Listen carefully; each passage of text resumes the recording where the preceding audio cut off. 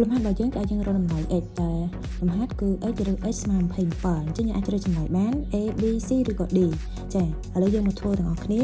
អីដែលយើងត្រូវធ្វើមុនគេគឺបំពាក់ការ៉េនៅលើអង្គទាំងពីរ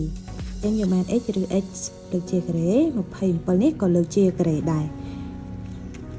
ពេលដែលលើកជាការ៉េអញ្ចឹងហើយយើងត្រូវតែគុណជាមួយនឹងស្វ័យគុណ x បាន x ការ៉េគុណជាមួយនឹងរឹសការ៉េនៃ x ស្វ័យគុណការ៉េ27ការ៉េចាអញ្ចឹងយើងបាន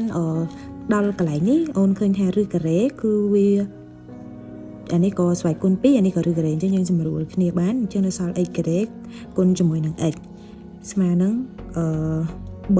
3លើកជាគីបស្វ័យគុណ2ចា3ដង9 9ដង27អញ្ចឹងយើងត្រូវលើកជាគីបកន្លែងនេះ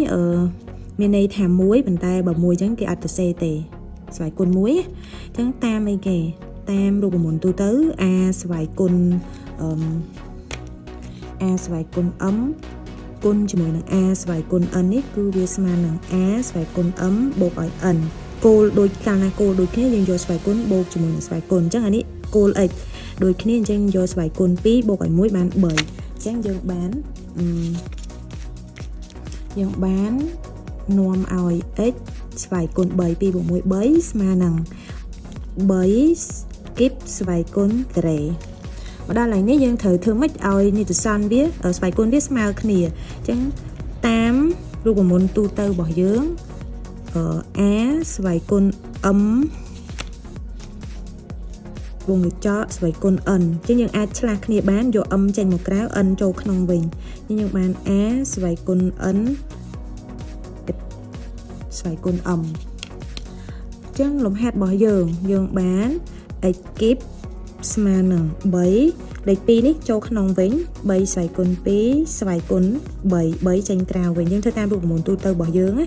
ចាអញ្ចឹងមកដល់កន្លែងនេះស្វ័យគុណរបស់យើងស្មើគ្នាស្វ័យគុណ3ដូចគ្នាអញ្ចឹងយើងអាចសរសេរ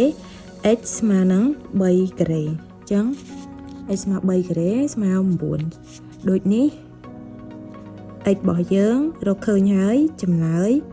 ស្មើនឹង9អញ្ចឹងចម្លើយដែលត្រឹមត្រូវគឺម៉ានគឺលេខគឺអក្សរ A ចម្លើយស្មើ9ចាអរគុណ